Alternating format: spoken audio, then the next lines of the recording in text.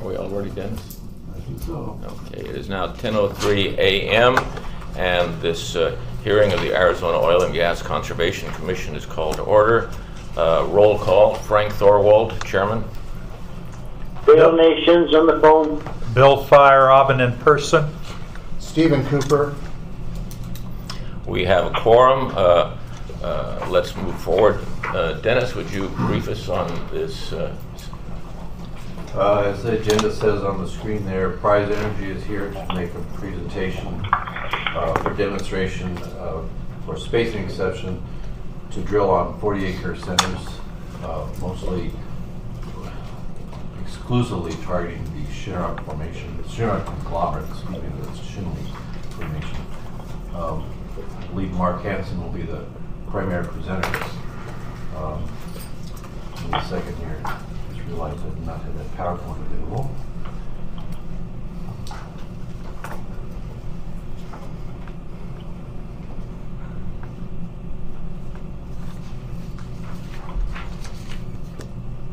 Do we have somebody from Prize Energy? Please come forward, and you're going to be the primary speaker and have a seat. Oh, okay. Can I speak from there, or would you like It'd be better if here, that way they can hear you over the phone. Okay, all right. That will work. Do you have any pointers? Otherwise, I'll just wave at the screen. I don't have a laser pointer handy. Okay. And you can speak. Yeah, if you can speak loud enough, you can probably stand next to the screen if you need to. Dale, can you hear okay? Yeah, I'm fine. Thank you. All right. Is Brett Haycraft on the phone? He is not. Do you want to do a test? Just stand up there and be sure Dale can hear. Just go ahead. Just introduce yourself and Go ahead. go ahead. All right. Well, I'm Mark Hansen. I'm a senior geologist with Prize Energy. I want to thank you guys for inviting us this morning. Two colleagues of mine, Chris Robinson is a landman with Prize, and Blake Van Patten is our engineer. And so welcome any questions throughout the presentation regarding engineering, land, or geology. As Dennis said, we're applying for a 40-acre downspacing exception for just the Shinneramp fluvial system, or Shinneramp sands and conglomerates within the Holbrook Basin. You can go ahead there and forward it. This is not a new thing. Some of you may remember in April of 2018, a company called Ranger Development came and presented a similar type of request, and it was approved by the commission. A consultant named Kurt Constinius did a lot of this work, and we'll be using some of his slides in this because we essentially, as the words say, we're modeling our 40-acre application after their spacing exception. And we really believe that the box that we're proposing, which directly abuts their box, there is not substantially any difference in the geology. So what they asked for and were approved for is very similar, or essentially the same as what we're doing. So we'll be showing a number of slides. This one right here is from their title slide, but we'll be showing through the presentation a number of their slides as well, because again, we see it as a very similar request. And we'll show also that the current 640-acre spacing does not allow for a real efficient... His voice is breaking up with me. Should I pull that closer? Yeah, go ahead. Okay. How's that? That's okay now. It's on his side. Okay. So, the current 640-acre spacing, as it sits, we feel is inefficient in terms of developing the complexity of the Shinneramp sands. So this down spacing will give us a much better shot at hitting and developing the resource out here. Okay, next. Why is that? Why is this a better method? Well, what I'll show you at the end of this is these channels are stacked, and there's a real complex stacking of these river channels or fluvial channels. And so even within the channels, there's conglomerates, there's sands. Some of them are tighter, non-reservoir, some of them are reservoir. And even from 1,000 feet away, but I'll show you a cross-section, the variability and the non-connectedness non-connectedness of those sands, you can miss them very easily. But when you get a 40-acre spacing, it allows you to put up to 16 wells in a section, and it does give you a much better chance of hitting these sands. But I'll show that a little bit. If it's not clear at the end of the talk, we can step back through that. I have a question. Sure. That channel cross section. Yes. Why is the center rump labeled only at the top of that channel fill? Why don't we wait? The center rump applies to the basal part of that whole sand unit. Sure. Let's wait until we get to that cross section, and I can address it then. Okay. So All as we go through, this is a map, and you see the purple box. That is the approved box on April 6th of 2018 by Ranger Development on the kind of the west side. And you see the large red box, and that's going to be everybody's response. That's a really large box out here, and I wanted to explain a little bit about why we're proposing such a large box. Prize is in possession of over across the western U.S. over 5 million acres of leasehold that came from or originated from the Santa Fe Railroad land grant in the late 1800s. And so these leases are long-term leases. In this box alone, we have over 320,000 acres of long-term leases that have lease term over 30 years remaining. And this is, again, a very long-term. The leases are not only in large blocks, but in some cases, the government chose to grant a real checkerboard of that, so every other section. So it was a very complex land situation over a very large area. And so Prize controls, again, a very large portion of this box, and and because of that and the complexity of these sands, we feel it's most appropriate to do kind of a one-and-done application rather than come in and do smaller little pieces similar to what a Ranger did in 2018. I have a question. Sure. Are you implying that you have mineral rights for every parcel within that box? No, we do not. I'm saying we have 320,000. That box is about 520,000 acres. We have about 300. We do control over 320,000 acres in that. And what I'm saying is, it's not. If we were to color them all yellow, you wouldn't see that whole box go yellow, but it would be spotty across that. And what we've done is to ring in the area, the majority of our land holding. And it's important to note that the purple box that Ranger requested and got did not control 100% of the acreage in that box when they made that request 2 years ago. So what we're trying to do is allow for efficient development out here. It really doesn't give us any competitive advantage. Anyone can go out and find a 640 that is not leased, and they can go out and within this box have that same 40-acre spacing. So it doesn't give us any sort of a competitive advantage out here. It just encourages the efficient development and exploration for helium in this box. So to clarify, the 300-acre plus, 330,000 acre plus is actually under lease. That is correct. It's a long-term lease. We still have around 30 years left on those leases. Those are not leases. Now, I know you've had other companies come out who've picked up a 640 or 1,000 acres here, 1,000 acres there, and assembled a small lease position across the Holbrook. We have held this it was originally about a 50-year lease. We have somewhere around 30 years remaining. So we have not gone out substantially and picked up substantial leasehold to build this 320. This is essentially what we've held for quite a long time.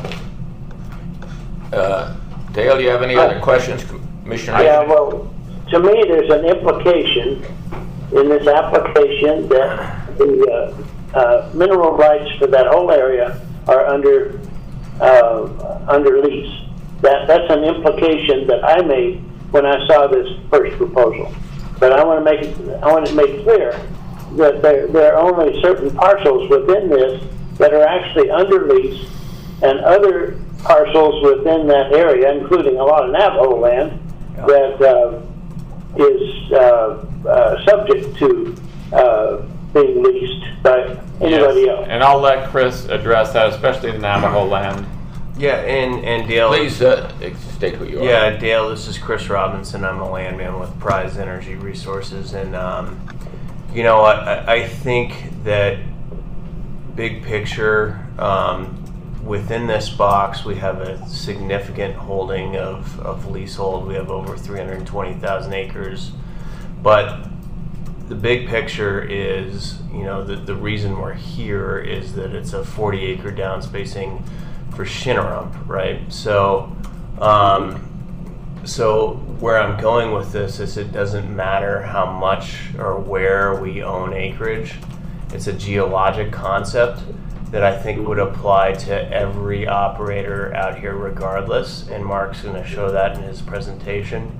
So I think, you know, the box is big, and we did that because we have a lot of land, but you know, Mark might argue it could cover, you know, all of Apache County. I mean, Or the state, you know, or the we'll state. show a lot of states, Utah, Wyoming, So, you know, have it as a statewide policy of 48. Right, so I wouldn't get too distracted on mineral ownership within that box. It's more of what makes sense to officially or efficiently develop the Shinnerup Formation on a 40-acre spacing plan. It's not land-based, it's just geologic. So, Well, I understand that, and I approve it. I think it's a very good exploration model, but I just want to make sure that we're not implying things that are not actually actually the case. Sure, and you mentioned the Navajo, and we've met with the Navajo, and it's important to note if you're looking on any of the state websites or national or BIA websites, much of the Navajo acreage within that box, they only control the surface. We have the leases underneath the Navajo land. So some of their land is Navajo minerals, but a majority of it out here, we hold the mineral lease underneath the Navajo. And again, it's not because we went out and snuck in there and got that. Right. This is a long-term, large leasehold position that we've held, or us or our successors have held for over 50 years. Those are the railroads. The railroad lease. exactly. So that was something that was not granted to the Navajo whenever the reservations were established. Well, Mineral rights were not included for all. exactly. You know, and when you see Now, this, what's the basis for that? you know, I don't really have a good answer for that. They have the surface.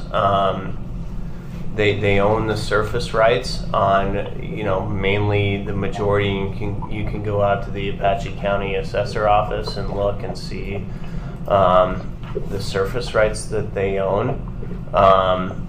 But way back when, in the 1950s, you know, the railroad acquired the mineral rights out here, and you know, that's been the case, you know, since today. And then we've got a lease from the railroad.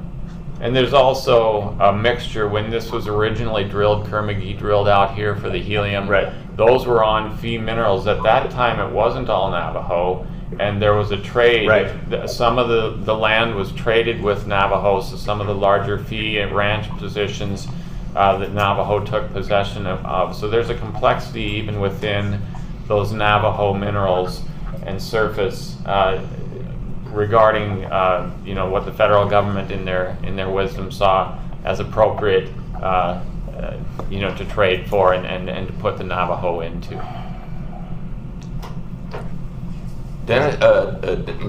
Commissioner Nations, do you have any more questions?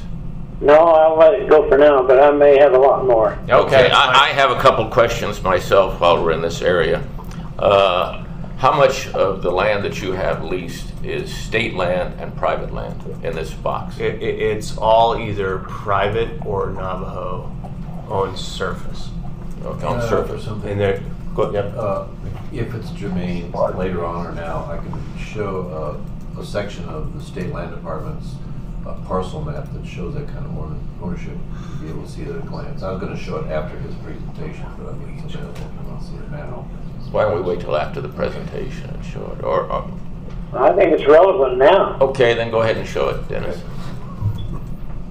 We do have 2 sections of state land that we've filled in some of our, but that's. Have you, the areas that you do not have the surface rights on or the mineral rights on, within those areas, that's Navajo or any private land or Yep. state land in that?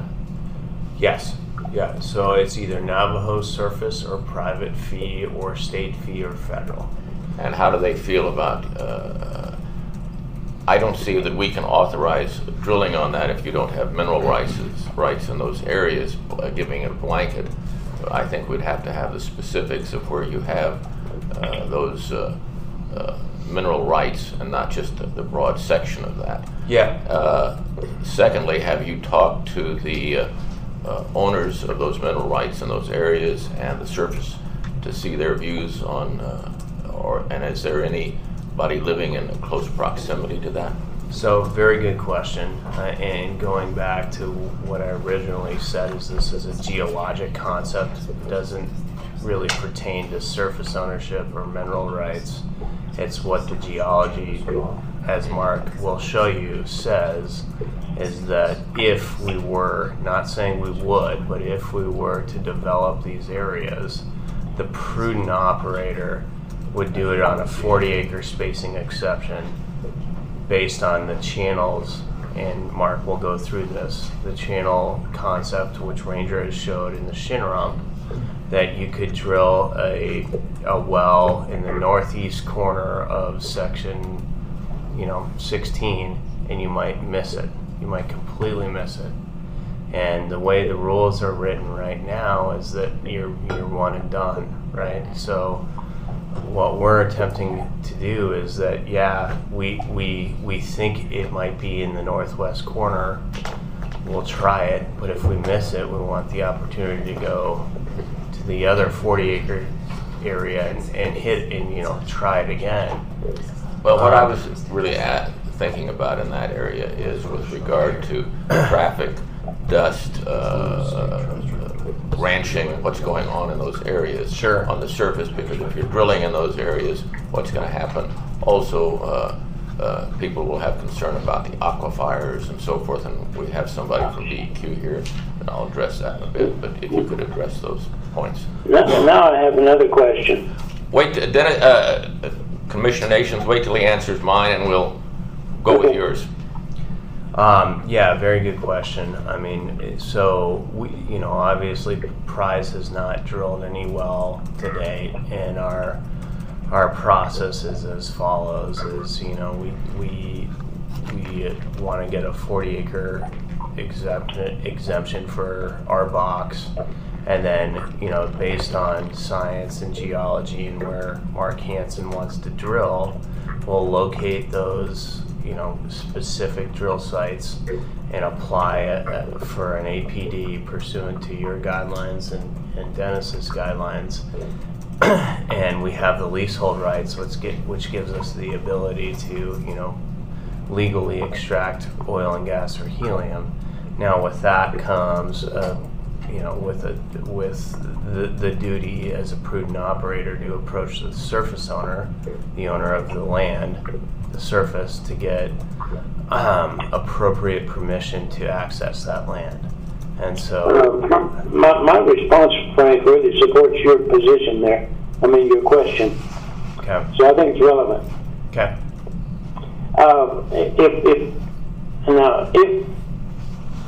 If this spacing exception is granted, Yep. with the company, and I'm sorry I can't keep up the name of the company, but if that exception is granted, Yep. would they agree that they will not apply for a drilling permit prior to acquiring the lease on a given parcel?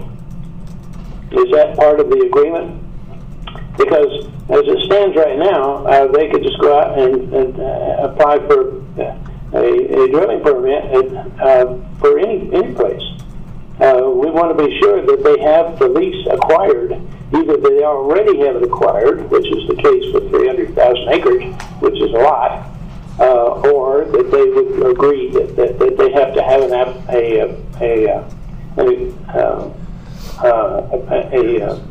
approved lease on state, fee, or BLM land. Dale, it's Dale, right? Yeah. Dale, that's a very good question, and if the commission would like, we've got it's a public record in the Apache County where Prize has leases, and so I think it's a good idea to fully inform the commission as to where we have leasehold, and I can send that recorded copy of leasehold rights to Dennis prior to getting approval for a drilling site. I think that's a good idea. Well, but before a given drilling permit, we don't want the whole big statement about where your leases are. We want to know that you will have a viable lease. Sure.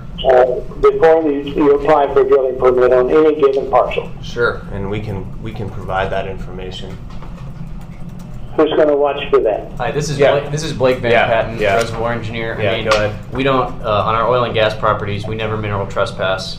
We're happy to agree to never apply for an APPD unless we have the mineral rights. That's an easy agreement to make. And sorry I didn't explain this before, but we've got to have a title opinion by attorneys that we properly own the mineral rights, and we can demonstrate that. So. And to Frank's question, I'd just like to follow up. We've driven out here, spent a fair bit of time. We've met with the Navajo tribe, both in their kind of national office in Window Rock, and also with the council vice president for the chapter right in there. And they're very encouraged to have us develop out here. We are also, I didn't say, we're in a relationship with Ranger. We had farmed out some of the acreage that they're actually, all their production to date has come off of Prize Energy farm out. And so we're in a relationship with them. We've been on their location, we've walked it, we've looked at the surface conditions. They're operating out there. They're operating in good stead with the neighborhood, and we've seen no conflict with the surface ownership. Everything up to this point has been very positive. They've located a plant out there for helium, and they've run pipeline. All their pipelines are on the surface. They're run across. They're a kind of a plastic pipeline. They've had essentially no bad press or anything out there. They've operated very conscientiously. Yep. So anyway, Dale, I kind of want to let Mark go through the justification of why we're here to get the 40-acre spacing exemption for that huge, it's a big box, but I think that the focus is geology and not mineral ownership or land ownership. I think the important thing here is that if any operator was to come in within that box, they would agree on the development concept of a 40-acre spacing exception for the Shinram. I mean, that's what's important to us. Well, I agree with that. I'm fully in support of that exploration model, but I just want to make sure that you're not putting a great burden on the state of Arizona by saying, we've got 300,000 acres under lease and we can drill on any one of them. You determine whether it's there or not. I want it fixed in the agreement that you will acquire the lease before you apply for a drilling permit. Yeah, and I don't know how you do that. Is this public? Is this public hearing legally binding? Well, and so within the application permit to drill, and Dennis can speak to this a little bit more. There's a line item there that says how you acquire the lease, or documentation of of ownership, and we can provide that, however, whatever, how you want it to be. So, Could I ask, may I ask a question, Dennis? Yeah, go ahead. Dennis, is that adequate? Your drilling permit form, is that adequate to cover this issue? Yeah, I think he's referring to something on the top of the second page on where the plat map is. And I would just like to say, if I understand the direction that we're going with leases and stuff like that, I would just be interested in evidence that in the application to drill for the specific well, Yep. that you have that limit leased. I'm Sure. not asking for 330,000 Yep. acre map of everything. Yeah, sure. Just where you're going to drill. I don't need to know where everything is. Just where you're going to drill. Let me stop for just a moment. I want to give everybody, for the audience's, the public's perception. Prior to this meeting, we'd already met with you folks some time ago, and you've gone through an application process that we've had gone back and forth with questions. You've met with state land, I gather, as well as DEQ for permits as well. Is that correct? correct. Okay. And we'll address that further as you go on. Dennis, you pulled up this map on the land. Can we talk about that for a moment as it applies to what you're asking for? Okay, well, let me say first, and then maybe Mark wants to build on that, but the blue checkerboards are state land. The white is private land or fee land. The yellow checkerboard pattern is Bureau of Land Management. The purple checkerboard off in the upper northwest corner there, I believe that is a mix of petrified forest and, I guess, state land.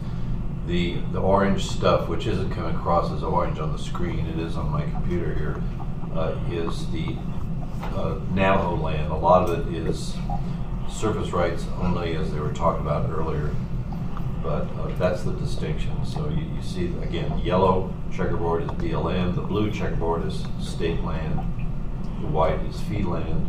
And you're not inferring that this is inside our box. I mean, we have It's no, approximately located. I'm Okay. not sure what the outline is. because we don't have any petrified forest in that box. Right, I guess we should make that point. Yeah, we're Right. not Not going competing. there. We're not going No, there. no We're way. not going there. But I just tried to approximately center without some of the.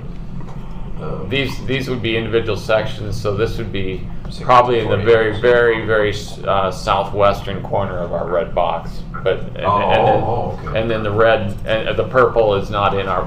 We absolutely know the purple is not in our box. So I'm not sure where exactly you pulled this from. but Highway, this is the Arizona State Land Department's parcel Right. viewer. I just mean where geographically. I know where the park is, and the park is to the west of us. Highway 191 is sneaking along the east side of the map there for your reference. Okay. And we're moving more into the area now, I guess, in my. Yeah, we're still probably over to. We're probably on the right side of your screen. Are in our box. Should move east. But move east and north. Probably zoom out a ways might help too. Unfortunately, the zoom is kind of a coarse control. Yeah, is that the interstate there? So there's the interstate. Yeah. We're probably 2/3 of our, 3/4 of our box is south of the interstate. If you want to go stand up and point, as long as you speak loud enough. Yeah, and I'm kind of, this would be the petrified forest. We're going to be to the east side of that. Most of this is the interstate here. Most of that's Chambers. Sanders is going to be sitting, maybe if you come down a little bit more. Sorry. No, you're right. That's okay. You're right. No, we get it. Sanders is going to be right kind of up here, and our box is going to sit coming down about like this, coming over, coming up like that. Zoom out a little bit more. How far are you north of St. John's and the Spring? Oh, we're quite a ways far north of, we're probably 20 miles, 30 miles north of St. John's. Could you redraw with your hand? I zoomed out some more. Could you redraw Okay. the approximate boundary of? Okay, Chris, tell me if this is wrong. No, but, yeah. You know, we're not dealing with a lot of these state lands, so I'm going to guess it's pretty similar to here. Yep. We come into some of this checkerboard where we have the alternate checkers to the state lands in these two boxes. Come up, across the interstate, and and over and down like this. So rangers, most of this is going to be the ranger application in these state lands, up in, back in through here. And what's the yellow, gold, whatever color that is? Navajo surface. That's Navajo surface, which doesn't include Minerals. but the minerals. So on the mineral, we're looking at a checkerboard pattern like the blue and white. If we looked at mineral only. Well, and that's a very good point to bring up. I mean, whenever we drill or whenever we locate a site, we get surface owner permission to build roads, to build a site and to drill a well. This is one of those areas where the state has the mineral control over the minerals, and the Navajos have the surface. So yeah, and see that white box where Mark's hand is right there. See that white? We control area? all of that box. We do, and that white box is private ownership. All right, Tim, I apologize. That was surface rights. I didn't realize they had mineral rights. There's the mineral rights. Okay, so that's going to be Navajo minerals, right? Those are state land minerals. State lands. Yep. Okay. So I thought state was. and then We have, sorry. Yeah, go David ahead. Haig with, Yeah. come on up and state your name. David Haig with the Arizona State Land Department. The way state trust land works is we have surface, minerals, and then oil and gas. Yeah. So we split the oil and gas and minerals as a separate. Yeah. So on Why don't you go on up and point? what you're viewing now is the blue are current leases that the state has with operators. All the other yellow is unleased state trust oil and gas, or mineral lease. On the oil and gas side, there's a viewer for oil and gas. Yep. It's the green one. Okay. Yeah. Really hard to The see. colors have been switching here a little bit, so yeah, I'm going to guess that most of this is the ranger piece that they picked up. There's some others as well. And They've rare placed, earth and yeah. a few others. Yeah. Dennis, I have a question. Maybe somebody else have to answer it. Go ahead, What does Commissioner. what does this KE lease mean on this map? That would be an answer for David Haig. So, KE lease? David, come on up again. Sorry, KE means. So here, speak so.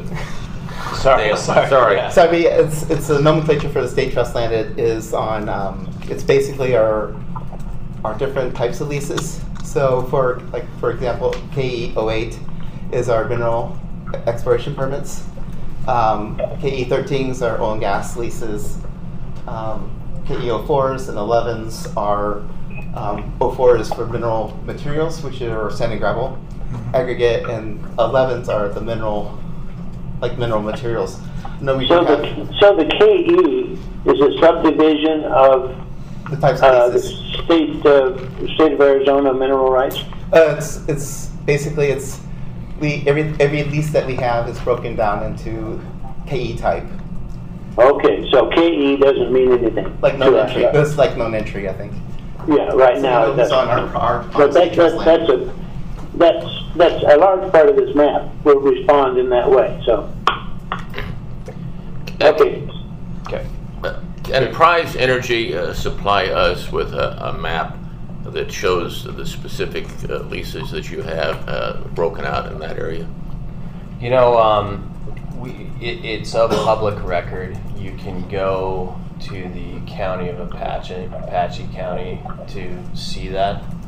I'd still like it if you could supply that to us. Yeah, the reason we didn't supply it is, a couple of reasons. Is one that, it's a vast area, and we can show it, but it's publicly available. And with our application permit to drill, we can prove to Dennis and the Arizona Oil and Gas Commission that we have leasehold rights within the drilling permit. Is that acceptable with the other commissioners? Not to me. I can't approve something that I don't have in front of me to see. The fact it's in Apache County is really irrelevant to the Oil and Gas Commission. Sure. And I also have concerns about a 500,000 acre parcel, which you may only control 320,000, about giving notice to the property owners and whether I have the right. Yeah, I understand the geologic concept there. Sure. And I'm not a geologist, but I do value Dr. Nation's opinion that it makes sense. but we deal with property rights primarily, Sure. and I can't give a property right for someone that didn't have notice or agree to it as to the drilling exceptions, even though it may make sense. Sure. I get it, you know, and I understand, and it's a public record, so I think we can, we don't have a problem with supplying that to you guys. Yeah, I'm certainly in agreement with Steve on that. Now, I'm thinking about some of these people that say, well, you shouldn't be drilling holes in our land. And they don't care what all we're talking about right now. They just don't want anything out there. This is like the Park Service coming and taking over 500,000 acres of public land just by fiat. Yeah, no, I understand what you guys are saying. I completely get it. You know, the purpose of this meeting is that it's a geologic concept, right? So it doesn't matter who owns the mineral rights. In our view, it should apply to anyone who owns the mineral rights, that it's a 40-acre spacing development plan that is going to benefit anyone who has those mineral rights to develop. And isn't mineral rights have the first right of development? Right. So right, that right. takes supremacy over the surface zone. But obviously you're going to protect the surface zone too. With, you know, we operate in Texas and Oklahoma and all over the country, and you take care of the surface owner as well, and you come to an agreement to properly develop your mineral rights with the surface owner. So, I mean, very good point.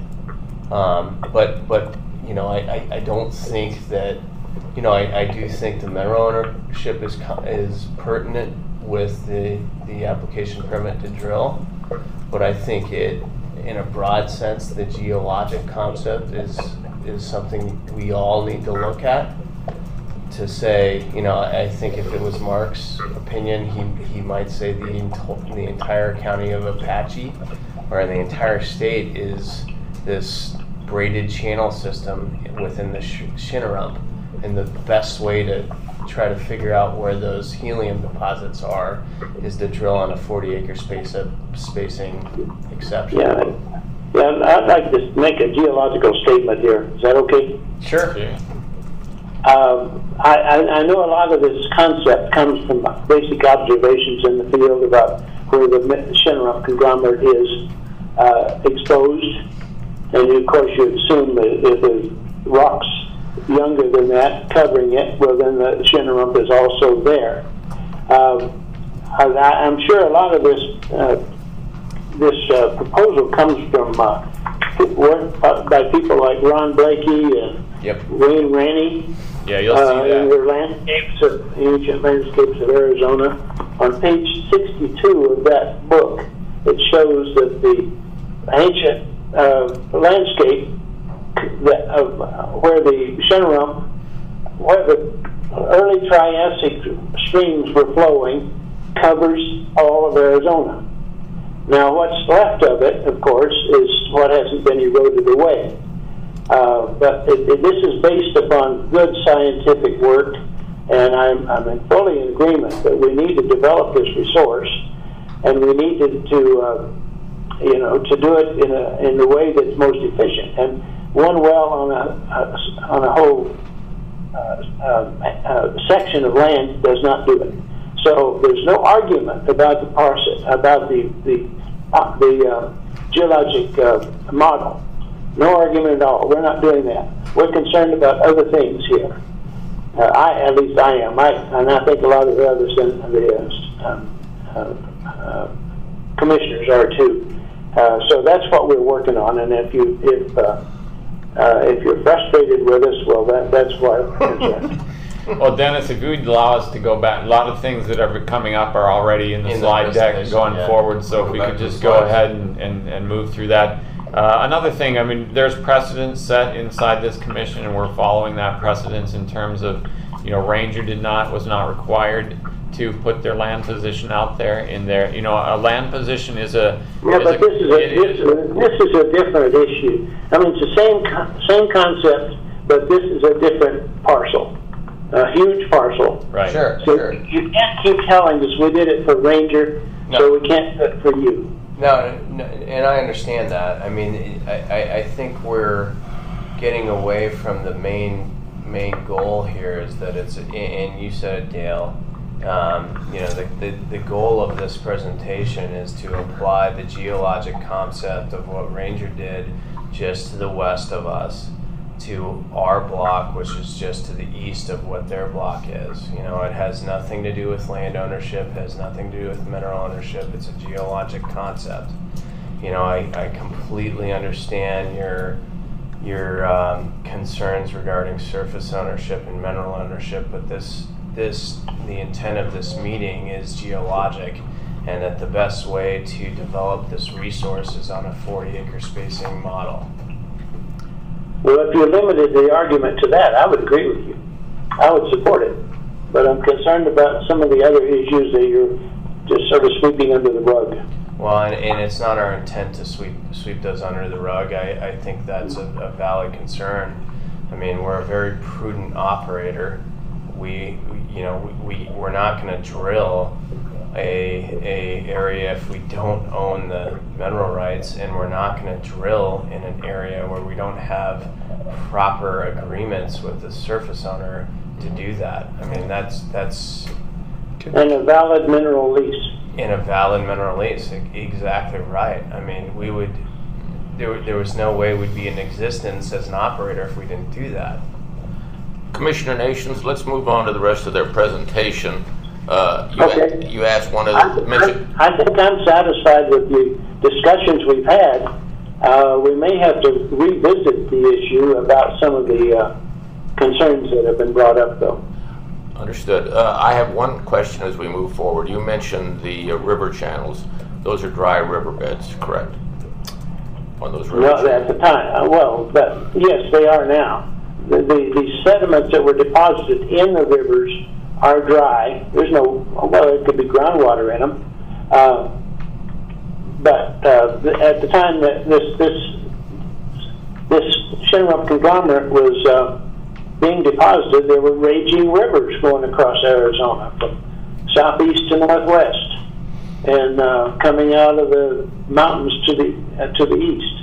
The sediments, the gravel, the pebbles that are several inches in diameter that were being washed along in these what we now refer to as dry riverbeds. But at that time, they were raging streams, and they were carrying logs, and they were carrying dinosaur bones, and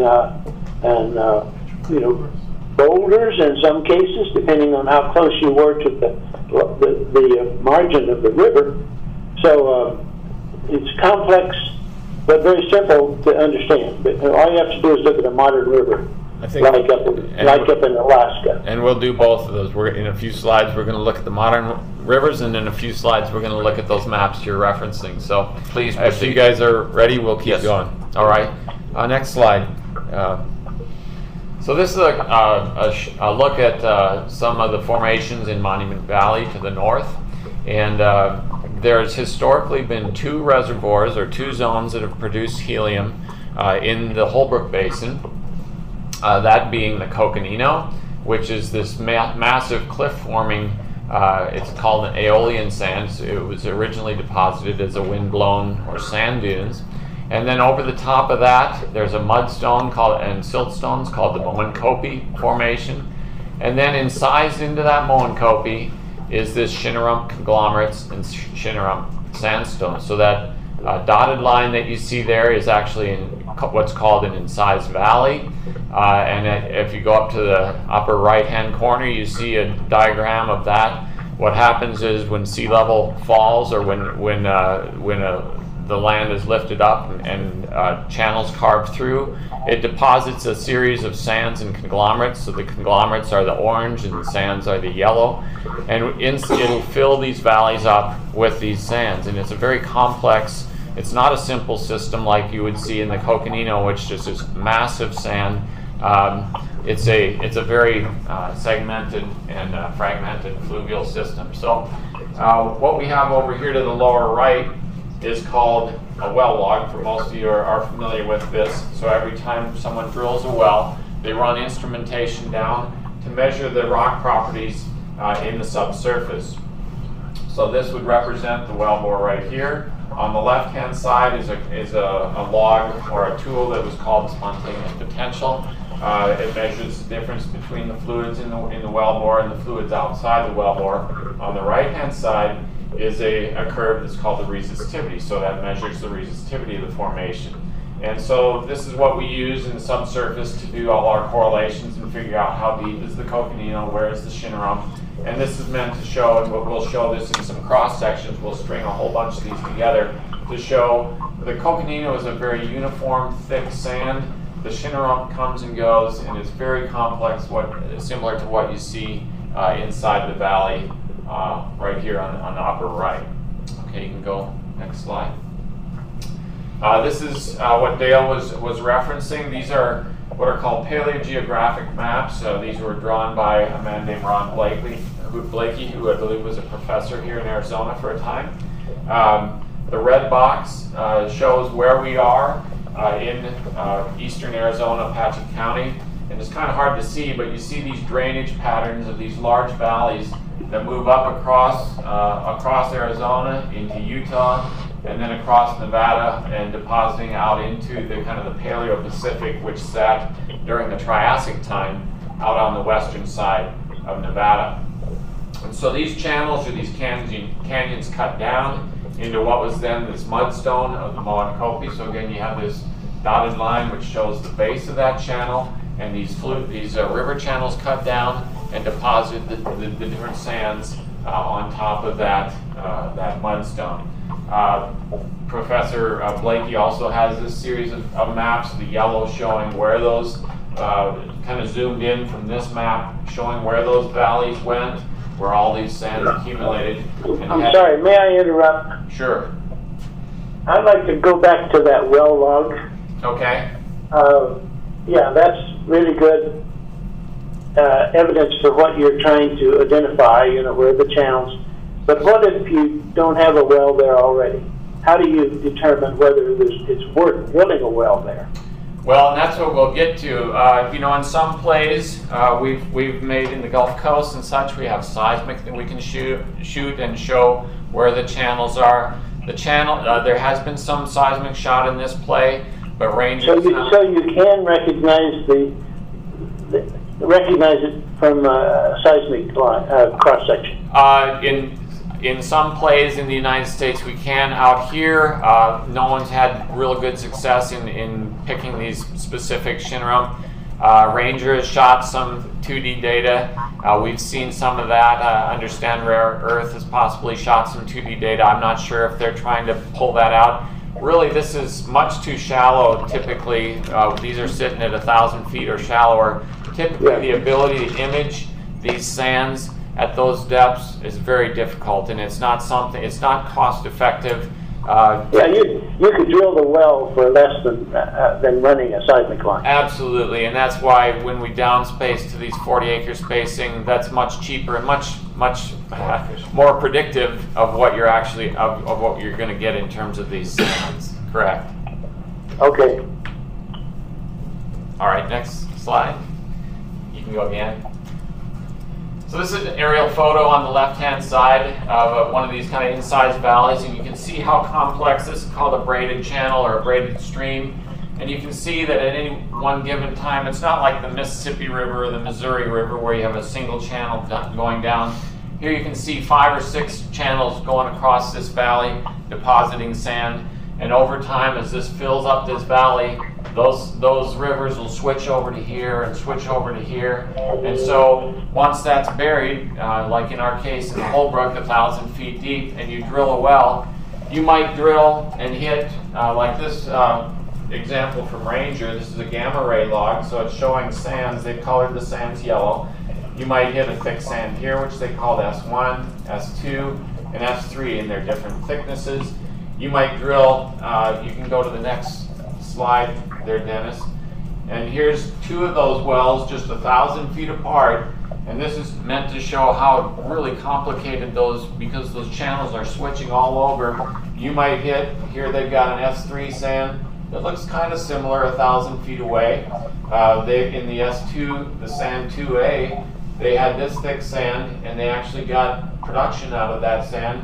But going 1,000 feet, that sand is no longer there. It's replaced by another sand above it, and that sand might have porosity or might not have porosity. They came down in the 33-1 and they hit this S1 sand, S1A. They got production out of that. When they offset it 1,000 feet away, that sand was gone. So this just shows on a real zoomed in level how these channels are just anastomosing, and what you hit when you drill is really the 40-acre spacing. It really gives you an advantage to see the maximum number of channels and whether they developed the porosity necessary to produce helium. All right. So we're going to take this. What's key again? We're tying into the Ranger. Quick question. Yes. I'm sorry to interrupt, but No. how thick are your productive intervals? Are they looking at 20, 30 feet or 100 feet? Or Yeah, let's see if they have a scale on here. I've got them on the I just off the top of your head. That's about 10 or 15 feet right 10 there. or 15, okay, Yeah. thank you. Yeah, It's okay. pretty thin. Yeah. Pretty thin. So what we're going to do is take this log, which was part of, again, of Ranger's application, and we're going to take it and connect it into our area, into our red box, to show this level of complexity that we see in our Shinnerup as well. So go ahead, Dennis. So first of all, we have, that's the well that we just looked at, and we're going to connect that across into the red box over here along this red line, which it'll be a cross section west to east, and then we'll tie that north to south across here again to show that the complexity that we see right in this area goes across. We expect to see that across the entire red box. Go ahead, Dennis. So the west to east will show first. Go ahead, and then we'll show north south. Go ahead. All right, this is what we call a stratigraphic cross section. So again, all the logs we've got are 5 different wells that we're looking at across that west to east transect, and we've hung this what we call hanging it stratigraphically. So this is the top of the coconino, and we've flattened everything on that horizon such that we can see the variability in the sands in the Shinnerup. So right above the coconino, this would be the Moenkopi section. Above that would be the Shinnerup.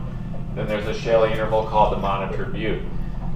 So the first well that we looked at, and that's the one that Ranger tied into, and we come over 5.7 miles, and we see this log, a very, very thick sand. We've designated anything that we feel is a net porous sand that possibly could produce. We've colored that as pink if it's come off of an SP resistivity log. And so you see a very thick kind of, there's multiple little channels that come across there, just like there's multiple channels in here. But then you move 3.5 miles, and all of a sudden that top part has gone away, and you've got 2 or 3 channels right down here, a little channel down here, and they may or may not connect to this well right here. So you see this level of complexity, this thinning and thickening that goes across the section. This one, 5 miles further to the east, this is a well that we anticipate twinning here in the next during this year. That means we'll drill a well that's very close to it, and you can see this is about 20 feet of sand right here, 25 feet, and then move 2.5 miles to the east again, and that breaks up into 2 channels. So you can see where if you only get 1 well per section, you might hit this sand, but you could miss this sand. You could hit this sand, but you might miss this sand. So that's what we're trying to show. Now I'll show a north-south section, and it's going to include this well right here. So we're going to tie a cross section that comes right out through the screen like this, tying this well. Go ahead. Before you go on, Yes.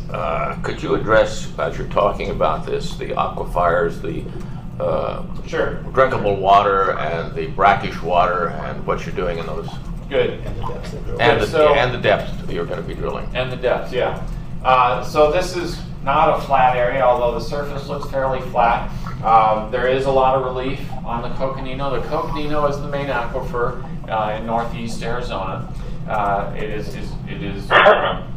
There's been studies done by the USGS, and we included, some of those maps have been included in previous submittals that show the drinkable water out there in that aquifer Our entire red box is undrinkable in the Coconino, and the reason that is that the waters come off what's called the Defiance Uplift to the west, and they come off the Holbrook, or off the Mogollon Rim to the southwest, and they come into the basin and they sweep across. There's a very thick salt right in the middle of that basin. It's called this in the Supai Formation. 600 feet of salt, and as that water runs across that salt and heads down the Holbrook Basin and ultimately out into the Grand Canyon, it picks up and dissolves all this salt. And so you have 30 to 40,000 parts per million salt. I mean, totally, very, very, dangerous, hazardous, nasty stuff inside this aquifer. Within our red box, we are entirely within that essentially contaminated aquifer. It's not contaminated by anybody other than what was created there and put there originally. So the Coconino is a large aquifer. It's stated as an aquifer, but there's very large portions of it, and generally that's to the north of the Little Colorado River, where that water is unpotable per EPA standards. The Coconino is the main producer of helium in this basin to date, and I want to clarify a couple things that have been missed on previous some of the promoters that are out here. There has been less than a BCF of helium produced in the Holbrook Basin, less than a BCF. If you know what a BCF is, it's a billion cubic feet of gas. Less than 1 billion cubic feet of gas. Now, billion sounds like a big number, but just to compare, that 1 BCF or less was produced over 15 years out of the entire Holbrook Basin in about 10 to 15 wells. In some of the other gas plays, like the Permian Basin or the Marcellus in the East Coast, 1 BCF of gas in the Marcellus is produced each hour, every day in the Marcellus. That's natural gas, it's not helium. But just to give you an idea of how much gas that is, it's not that much. And it took 15 years to produce it in this basin. So when you hear Saudi Arabia of helium, it's not because of the quantity that's coming out of here. It's a very, very little quantity of helium that has been produced to date. The reason that sometimes is called it is the percentage of helium in the gas stream is quite large out here. It's 8 to 10%. That's pretty much unheard of worldwide. It's the percentage. So you've got a big percent in a very little bit of gas. Most of the helium in the United States, in the world, in fact, is produced in less than 1% helium.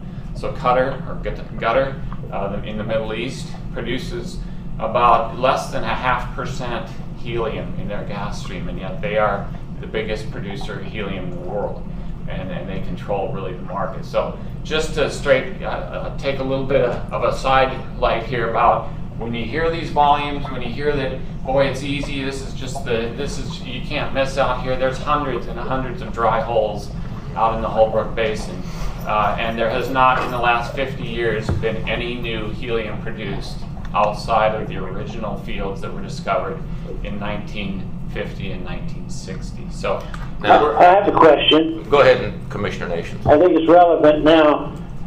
What's the market value of helium versus natural gas? That's a good question. It used to be, as you probably know, helium was a strategic mineral, and in the 20s, when it was originally discovered, the federal government actually took control. So if you found helium, you had to sell it to the BLM, and they had a storage facility in Amarillo. This is why the Hindenburg went down in flames, because the U.S. wouldn't sell helium to Germany, and they had to fill those balloons with helium, or with hydrogen, which was flammable. So the U.S. has controlled the supply of helium, anything that was produced, up till a year and a half ago. And the BLM would auction then several times a year the helium out of that reserve, and that set the price of basically the national market for helium. You had to buy it. If you didn't produce, you had to buy it out of that storage area in Amarillo, and that was set by those auctions, and those were bid on by large large industrial gas companies like Praxair and Linde and those sorts of folks. And so historically, up till a year or two ago, those prices ranged about $70, $60 per MCF, per 1,000 cubic feet. And that compares to today, natural gas is about $2.50 per 1,000 cubic feet. So, probably 30, it's a valuable commodity. That's why, everybody wants to be out here and try and get their hands on it. That was about a 30x multiplier when that was being sold into the market. The federal government, again, decided to get out of the helium business several years ago. I think it was 2013. And the last auction took place in September of 2018. Because that was the last auction, they sold down the reserves in that. They held a small amount in storage as a critical reserve for the federal usage.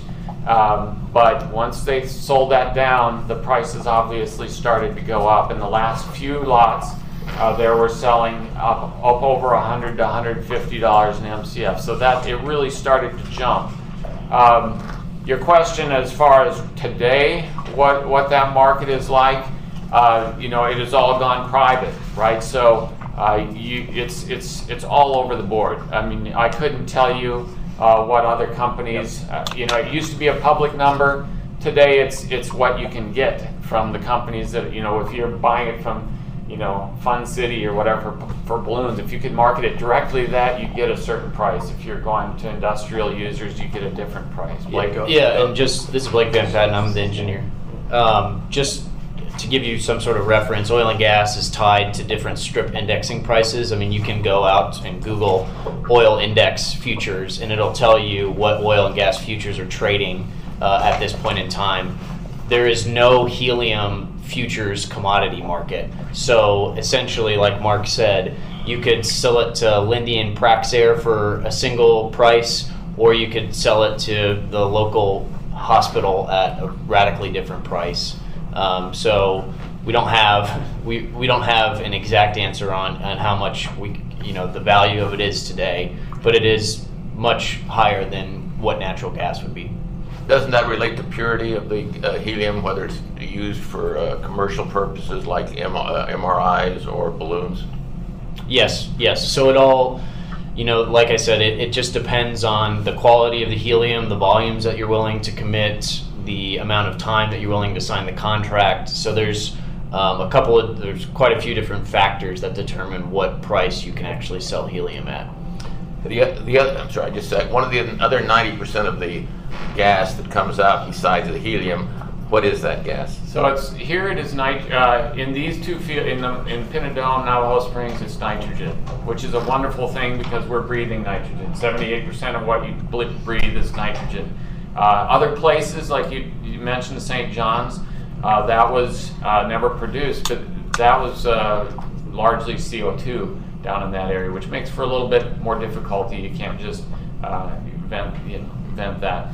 And so typically it's nitrogen or CO2. In the world market, in Qatar, for instance, those are natural gas production, and they're stripping out it's like 0.3 or 0.2% of that gas stream is helium, but there's so much coming out that they can afford to strip that out and make money. I have two additional questions before you proceed. Will you be looking for any helium-3? I don't believe we have helium-3 here. I wish we did, but this is not. This is helium-4 or whatever the common. Okay. Could you address the APP that you're applying for? Would you like to talk to that? Yeah, sure. I mean, so Ranger Development Company, and let me get this, straight. Is, Mark, when he said this is the Saudi Arabia of helium, and typically you look on Google and you see the Holbrook Basin, the Saudi Arabia of helium. Well, it's the reason people are saying that is because it's 8 to 10% concentrations, which, as Mark has said, is you don't find that, it hasn't in the world, been found in the world. But there's But very that's- small amounts of gas. Right, but that doesn't mean anything unless you can produce it and sell it, right? So Ranger, I give them credit, has been the only company out here to date that has actually been able to drill a well, complete it, build a plant, process the helium, and sell it. Period. And I don't know what their financials look like, but I don't. Now, wait a minute. How about Kerr McGee's operation? We mean in the last 50 years. Yeah, this is the last 50 years. Okay, all right. So, I don't want to. I mean, I think it gets mislabeled out here that this is easy to do. It's not. It's not. I mean, we haven't even drilled a well out here, and we don't know what we're going to find. I mean, we think there's a good chance that there's helium, but this might all go away. There's a very good chance. So I want that to be said. Now, what? Yeah, that's a good thing to recognize. The fact you drill into the Shinnerup conglomerate doesn't mean that it has helium in it. No, I mean we could drill in there and find nothing, and we're done. Yeah. But it goes back to the intent of this whole presentation is the 40-acre spacing is we could drill a well, in the northeast corner and find nothing, but then we could go, 40 miles to the west and find something. So that point's been adequately made. Yeah. Yeah. So that I just want to stress that this is. You want to talk to the APP? It's not easy, and so in to getting to the APP, and I know. For those of you who don't know what that means, that's an aquifer protection permit. Yeah, and so there are sufficient regulations that we appreciate and have read with the Arizona Oil and Gas Commission on properly designing a well, and we drill we have drilled thousands of wells in Texas and Oklahoma, and are very, very familiar with the regulations with every state, and we really applaud. I know it's old, and I know there's not a whole lot of Arizona oil and gas drilling, but they properly regulate how a well is to be drilled, and Blake can speak to this more technically than I can, but we properly protect the drinking water, which is, surface to what, Mark, 200 feet or 300 feet? 300 feet, right. With steel and cement. I mean, we wouldn't be in business if we didn't properly protect that. There is no way we would exist as a company if we, or feel good about operating as a company if we didn't properly protect the drinking water sources, for Arizona or Oklahoma or Texas or whatever state we're operating in. That no one would be working here if we didn't do that. So we adequately follow what is laid out in the Arizona Oil and Gas Commission's regulations to properly protect those aquifers. And DEQ. And ADEQ. Yep, with we applaud their regulations, and they're very thorough, and so are we. And so we are producing out of, and I want to make this clear, out of the Shinnerup this 40-acre spacing is just the Shinnerup Formation, which is 1,000 feet deep, right? And so the drinking water is surface to 300 potentially. And so we properly design our wells to protect any kind of invasion, any kind of stimulation, we're not fracking these wells. We're just, drilling down and stimulating to properly, get this helium out of the. You're not doing any horizontal. You're just doing vertical. No, it's 1,000 feet, and I'll let the Mark and Blake jump in. Yeah, I mean, we'll set 3 strings of pipe. We'll have 3 strings of casing and then cement behind pipe on all of those. So you're looking at somewhere in the range of 8 to 12 feet of protection between our borehole and then the actual aquifer. So yeah, we set a lot of steel and a lot of cement. Additionally, there's about 100 feet of this Moen copy. So the Shinnerup's here. This again is called the Coconina Aquifer. It is not drinkable where we are, Yep. but even so, we're required to protect it, and that's what we are doing with our APP. But we have 100 feet of impermeable rock, that being the Moenkopi, separating the Shinnerum from the Coconino. And so as Blake said, when we drill this, we set casing down to here, protecting all of our shallow water sources with pipe and with cement behind that pipe to bond that pipe so there's no leakage available. And then we completed this, and we don't typically even drill down to here because we want to keep that barrier intact. If we were to drill down, some people have tested the Coconino, then you set pipe, you cement, and you isolate that piece off. So the only part that is open, the only part that we're producing from, and what we're talking about in our 40-acre spacing is this piece right there. Yep, and that's the intent of this presentation. I think we're kind of getting away from. I know. I wanted to make sure we're clear on all the. Yeah. You're going to be doing some stimulation, I take it. Yeah, and Ranger has done some. Ranger has applied for an APP, which is approved through a very thorough process with the commission and ADEQ to stimulate their wells. And fracking is, a word that is taken on a lot of definitions. We will not be fracking. What's your definition of stimulation? Very good question. I'll let Blake handle that. In this context, please. In this context, what we'll be doing is, so to give you kind of an idea about this actual formation, there's what's called kaolinite clays, which this is a high porosity, high permeability reservoir, and we've got helium flowing into the borehole and up to surface. And kaolinite clays are very sticky, kind of like fine-grained clays that can clog up that porosity and permeability. And so what we would plan on doing is pumping down what we would call a spot acid treatment. So it's a small amount of acid, which is actually designed to basically dissolve those clays, get spent in the reservoir, and then flow back up casing and be disposed of at surface.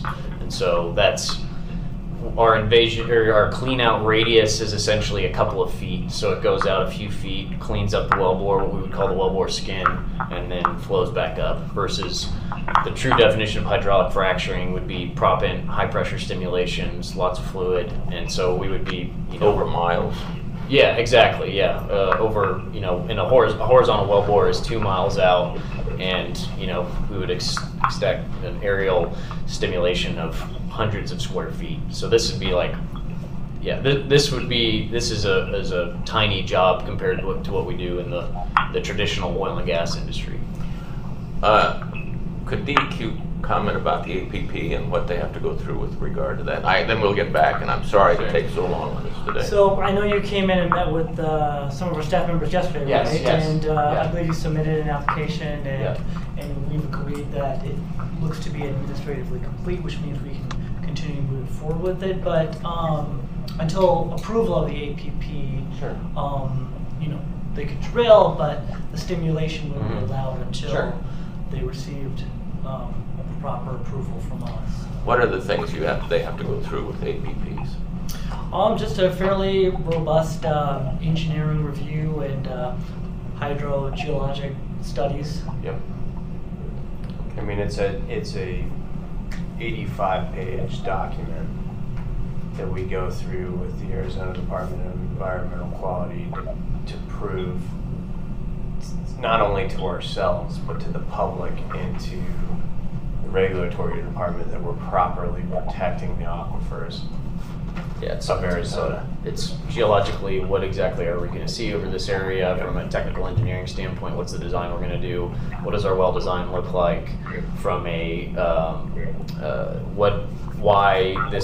why we believe that this stimulation is necessary? So it's a robust document. Thank you. All right, please proceed. All right, no, apologize. That's good. Thank you for giving us the opportunity to get on our soapbox and give you our perspective of what. May I ask one last question? Go ahead, Sure. Mr. Nations. Sorry to do this, but with the drilling program covering such a large area, is there any consideration for evaluating the potential for the Coconino production of helium? Yeah, again, this is a 40-acre spacing just for the Shinnerup that we're covering today. Certainly, as you could appreciate, if we got in, had a discovery on an initial well, and went into a 40-acre spacing, even if we did not drill down to the Coconino and we saw a structure develop in the Coconino, and that's kind of the difference here. You know, all the existing production out there is on small domes or anticlines, so they're what we call structural traps. Those, if we were to see those starting to develop as we drilled up the Shinnerup, we would certainly have the rights to develop that and explore for Coconino. That is not a 40-acre thing. That, you know, those are, the reservoir there is very nice. It's very clean. We don't have the clay problem that Blake described, and so even any sort of acid wash, any of those sort of stimulation is not needed on the Coconino. And so, sure, you know, obviously, historically, 99% of what's produced has come out of the Coconino. We're trying a new exploration concept here. Ranger has proven it up, but only to say there are several wells two wells that they've produced so far have been on the very top of these same anticlines inside the field limits of the fields that were discovered 50 years ago. So we're stepping out a little bit. I mean, we're not saying that we're getting less risky in what we're doing in terms of the geologic concept. We're going out there a little bit. The Coconino is a whole nother basket. It's a whole nother exploration concept. And but with the data you acquire on this proposal, it would be logical and scientifically sound to consider the potential for the Coconino in the area, subject to the spacing requirements of the Coconino. Sure. Yeah, that's absolutely right. We would love to find a Coconino structure out there because they're a lot easier to produce and to develop.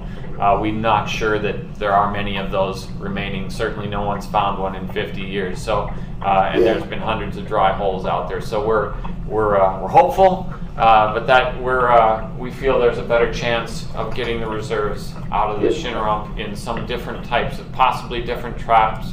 Not all structural, some which we might call stratigraphic, which have a different connotation and may have a little bit more regional extent to them. And that's again why, if it were to have some stratigraphic component, it could go up for quite a long ways across the map. What will you be drilling with? Air, mud, what? We'll be doing air drilling. Typically, the top part of the hole we drill with mud, and then case that off, switch over to air, and drill through the objective with air. Because these clays, again, it's not only kaolinite, but there's something called bentonite, which is an expanding clay. And once you hit that with fresh water, it expands and plugs up your porosity. So we want to be going through the main objective with only air, so that we don't activate those clays and plug up our reservoir. Hey Dale, we also want to make it very clear that APP stimulation is just specifically permitted for the Shinnerup Formation. No other. I mean, the water-bearing zone is what, Mark, 200 feet above the Shinnerup Formation.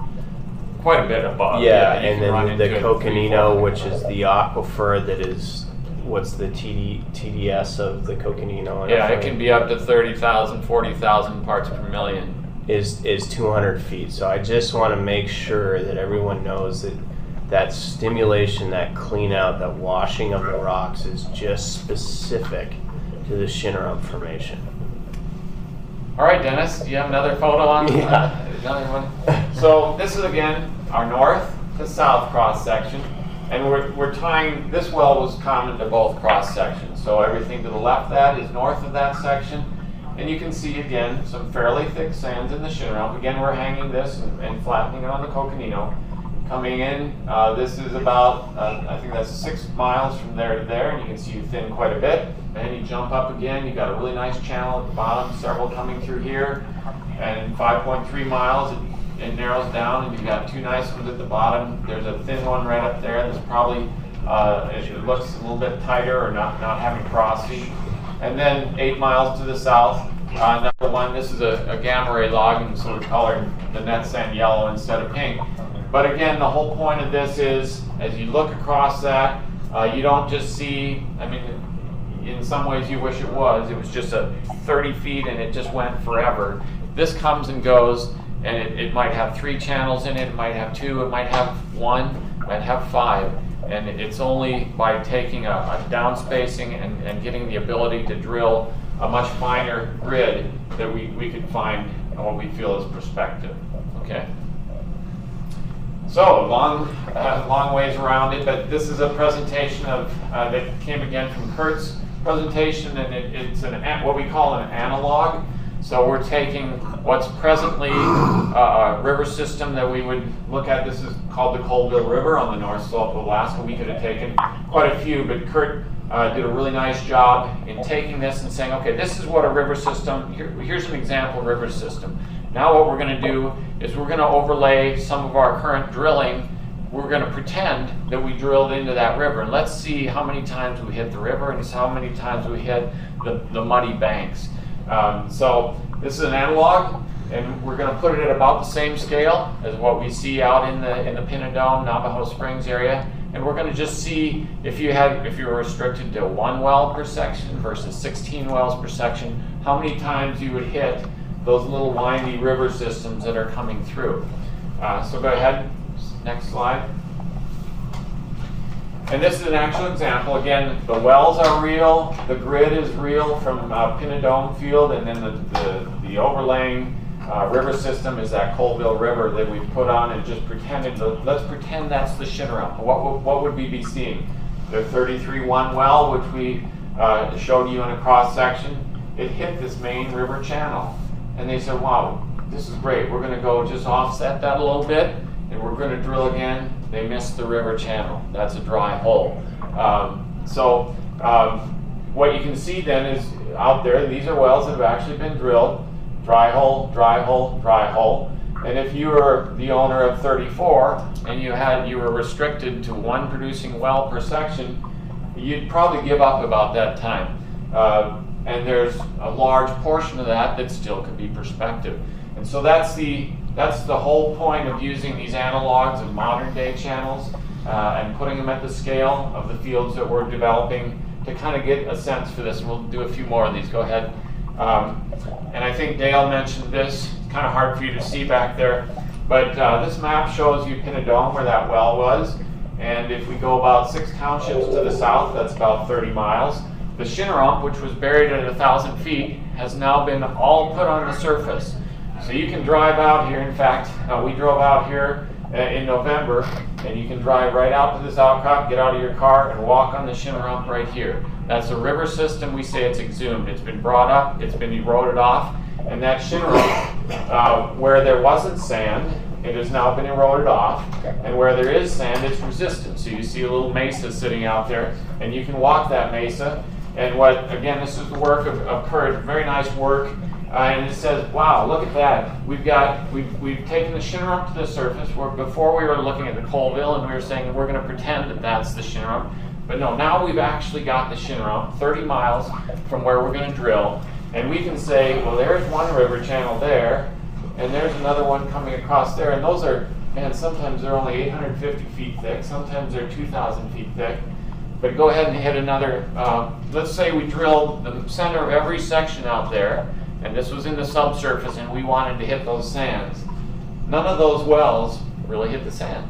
I mean, if this was in the subsurface, it was what you're looking at for Shinnerup, you would have missed on every one of those in the center of that section, and you might have walked away from that play. Excuse me, could you make a comment about this? I know these are the old riverbeds and that they're dry, but would you explain why you find helium in there and what you're looking for within those areas? And I only do that for the public that's here. Sure. So what would have been here would have been a mudstone, and here is sandstone. And the difference in the two is sandstone has pores in between it. So think of it as a whole bunch of little balls put together. In between those balls is an open space. and that open space is what the gas fills up, and that is where it's trapped.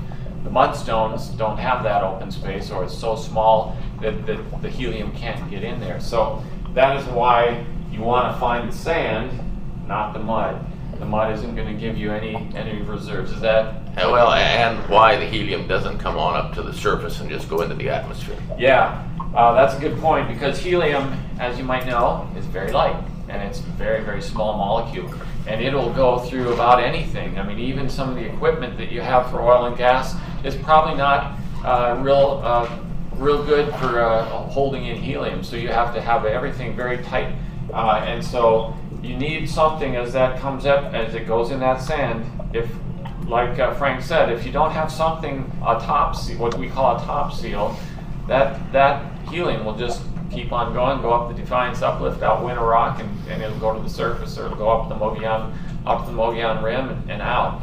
And so the trick out here is finding a trap. That's the whole trick in this Holbrook Basin, is finding a trap. The helium has been coming. It typically is generated in the granitic basement. It comes up and it's looking for a trap. If it doesn't find a trap, it goes to the atmosphere and it heads out of the earth. And so you need a mudstone. You need something to cap those sandstones that'll trap that gas. And so over the top, the Shinle, right over the top of the Shinarump is full of, like I said, these bentonites, these clays. There's anhydrites, nasty, nasty stuff that has no permeability whatsoever, and so it's a very nice seal for that helium, and it traps it in there. So, of course, there can be fractures, there can be faults, they can break those seals. That's the reason why there's 200 and some dry holes out there. It's very, very difficult to find the configuration that will actually trap that tiny, tiny helium molecule. Thank you. Does somebody else want to drive? Blake, you want to go? Would you like us to wait for Dennis? Why don't we just wait for Dennis for a moment? Okay. So I'll open it up for some questions. Oh, no, there he is. Okay. All right, Dennis, you can hit the button there. Sorry. This is a nice work by Ranger. The wells that they have drilled over in Pinedone, they took a look at all the different thicknesses you asked about how thick that was. So they measured the thickness of each sand that they found, and typically they are in the thickness of, and they put it on a existing scientific paper where somebody had gone to some of these exhumed river systems, and they said, well, this sand was 15 feet wide. When it's 15 feet thick, I mean, it's typically this wide. And so they did that science. These guys in their wells looked, and they saw that their thickness came in typically between 3 and 30 feet, those channel thicknesses. And that's what you see in these colored stars.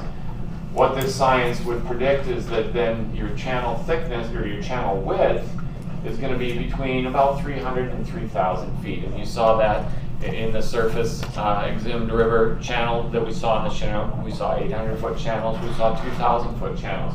And so this just gives you a prediction, again, I hate to beat a dead horse, but over and over again that you've got different thicknesses, and that's giving you different widths. Go ahead, Dennis. And so this would be, if we were to put a 16 well or a 40-acre spacing, what we're applying for, within 1 mile. And again, overlaying, this is back to that Colville River example. And you can see, if this was your first well and you can only have one per section, or this one, you'd have a large number of dry holes. But because you're able to downspace and move into a finer grid, it would allow you to find the sand and hopefully then the helium. Go ahead. This is just kind of a time lapse. So same thing, drill the first well, hit sand, one more, offset it by 40 acres, you run out, you say, well, I'm not sure I'm going to go do any more drilling in this direction. And then you drill again, offsetting your good wells, and you start getting a sense for the best part of your channel. That's where your porosity is going to be the greatest, your sand quality is going to be the greatest. And you can also get some areas that, man, we're going to stay away from those areas right there. So again, beating a dead horse, go ahead. It's just a quick illustration again. 40 acres is a pretty common spacing across the U.S. Utah, Wyoming, Oklahoma. You can see 40 acres, very common spacing. So this is not, we're really not breaking new ground in terms of what Arizona would do or has done, obviously, with Ranger. And so we're just requesting that we be consistent and do that sort of thing here as well. I think we have one more slide. Just to reiterate where we are, I think one more and then we'll be good. Let's just give you an idea of how it looks out there. It's a beautiful area. We've really enjoyed our time in the state and the time we've been able to come down here and visit with you folks. So we'd just like to thank you for your time and your courtesy here today. And if there's any other questions, we'd be happy to address them. Yes? Did I hear somebody? Okay. Thank you. It's great to see geologists that can communicate. Could you go back one slide, okay? Yes. Now, I have a point here, and I think we all understand the 40-acre logic and everything. But if I look at that big red area, and I do just some rough, and you guys have maybe half of it, now this isn't what I think, but I'm saying somebody could come in and go, gee, these guys came in and wanted permission, and the Oil Gas Commission just gave them permission to drill 5,000 or 6,000 wells. I mean, they could. Sure. The mathematics works out, okay? So, and that is, and I'm not saying it's wrong or we wouldn't do it, but it's kind of like you go, oh, geez. So what I want to suggest is, now I'm coming from mineral exploration. Sure. If I had something like that, and it was minerals and the scale's different and everything, but I'd start out with 1 or 2 drill rigs, and you might end up with 5 or 6 and have 2 do scout drilling and 3 doing 40 acre, something like that. And instead of permission for the whole thing, if we gave you 40 acre spacing, see that sort of red indent on Ranger there. Now move your hand to the right. Stop right in there, and kind of like 5 miles thick in that thing. Today, if you ask, instead of this whole thousands of wells, if you took an area like that, and it's going to take you some time to kind of work your way through it, and you can always come back, and each time you come back, you don't have to go through this whole very good presentation, but you don't. But it also kind of reduces the scale that we have to contemplate, the ranchers and all this kind of thing. So, and to me then it becomes like, oh man, we didn't just roll over and give them permission to drill 7,000 wells in one day. And so I'm kind of wondering if, something that's a little bit small, I mean a really significant bite, but a little bit smaller, and reduces all these other things to a little bit something you can get your arm around, and you can always come back because we understand your everything, and you don't have to go through this whole thing. So every 2 months you could come back in 8 months and say, look, we got this, and we'd like to go to 40 acre spacing up in these several townships. That's a good point, and I'd like to address it 2 ways. First of all, and you understand this, but maybe some here don't, that we have to apply for a permit for every well that we drill. This does not give us permission to drill 8,000 wells. We have to drill or permit one at a time out here, and you understand that, but I just want to clarify that for the gallery. The second thing is that this is not, and we've said this before, it's not exclusive to prize. It opens the area up for other competitors or other folks that are out there. And I would think that it is the point of Arizona to have their resources developed efficiently. And I think if you understand how we work, this is part of our jobs, is the Holbrook Basin, but we work the Permian, we work the Anadarko, and we vie for funds internally to get things drilled within prize as a company. And I think it's important to know that that's a competitive process. And when we go in, for instance, the APP, when we applied for that, it was a very large, I mean, it almost killed the program, I think, safe to say, when we found out that that took 6 months to a year. Because we go year to year, quarter to quarter, look at our profits, see what's the profitable thing, what should we drill next. We're not a company that's out there with 10,000 acres and we're going to drill 1 or 2 wells. We're a company that has, like Chris said, thousands of wells. And all of these projects are vying all the time for funding. And so if there's a perception of there's a barrier every so often, that can be a pretty significant, for a company our size. Again, if you're a company that's trying to raise $2 or $3 million and double your money, your investors' money, or lose it entirely, I can see having a small box, but this does not prohibit those folks that are doing that sort of promotion. I just think that for us to have kind of a clear vision of where something can go, if we're developing a small box, and then it might be some more time to get outside of that box. I know from a mining standpoint, mines aren't usually this large, but we truly feel like even though there's hundreds of dry holes out here, if we were to be successful, we could move across it fairly quickly. And I understand your point, but at the same point internally, I want to stress that it's not guaranteed that if we get a 6-month block that we have money in our little region of prize to fund this.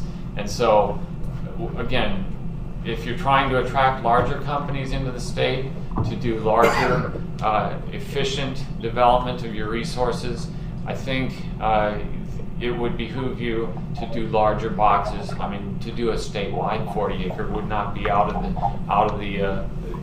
my what I would love to see.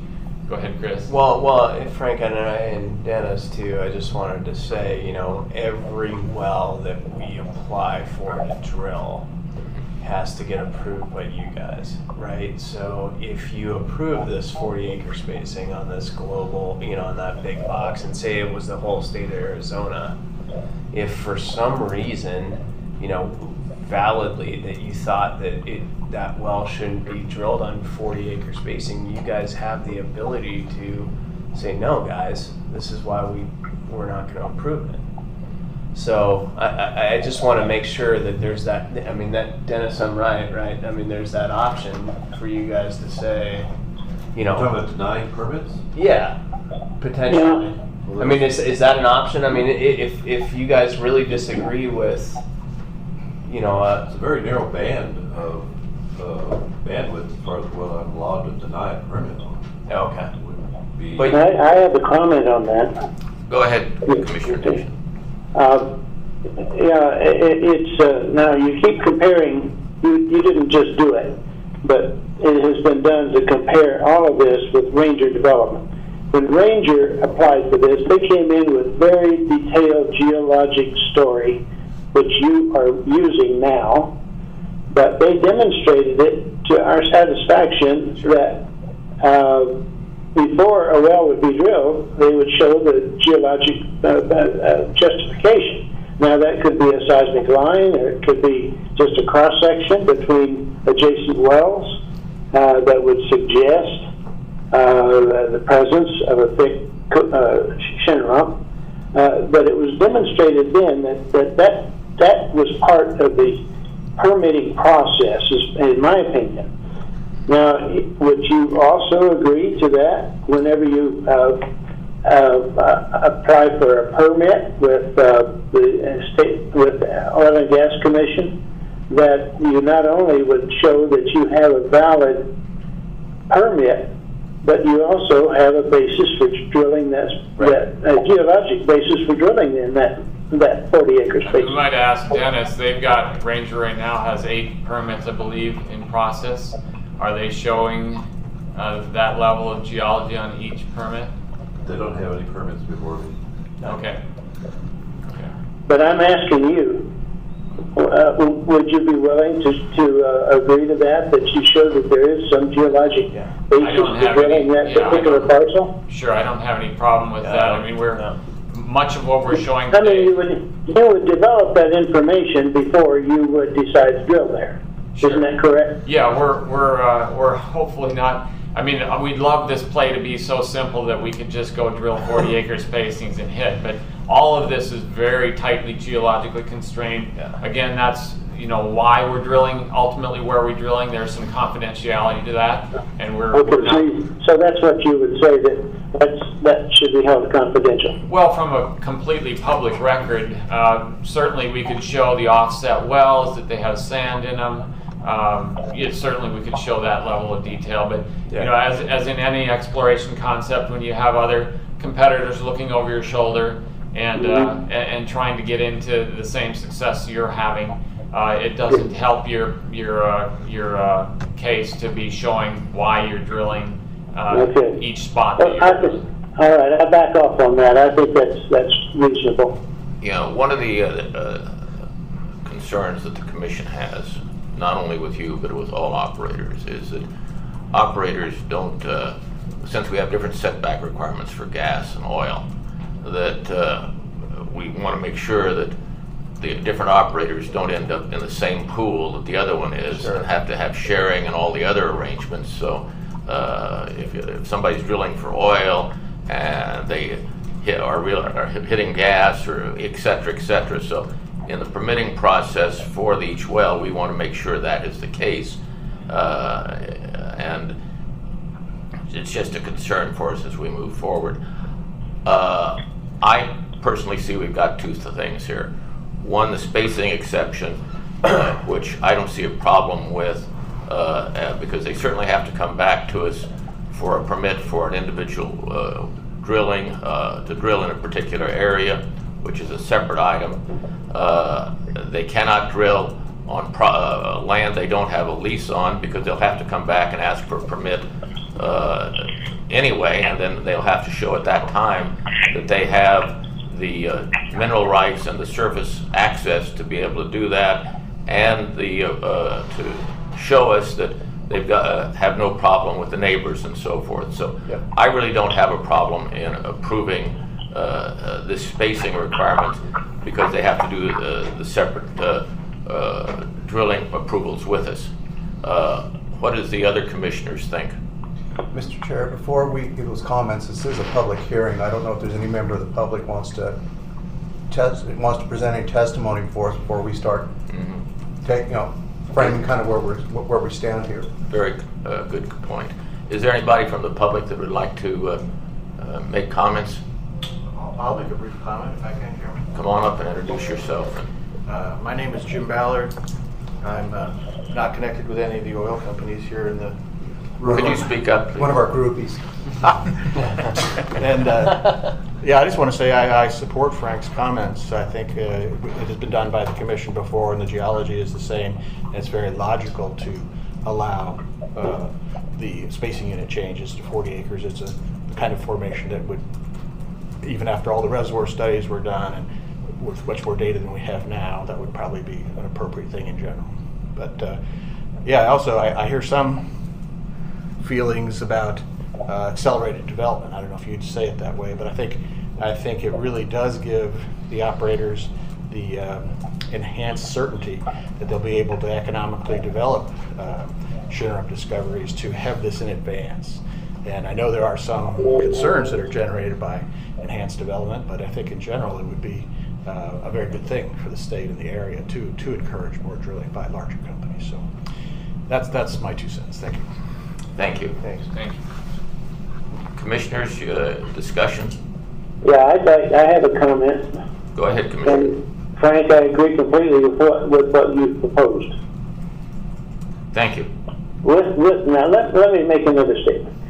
I would actually move to approve the requested spacing of 40-acre spacing, as long as it is clearly restricted to the Chinook conglomerate only, and with the provision that valid leases precede any permit to drill any 40 acres parcel. Was that I would move that whenever the time is appropriate. okay? Further discussion?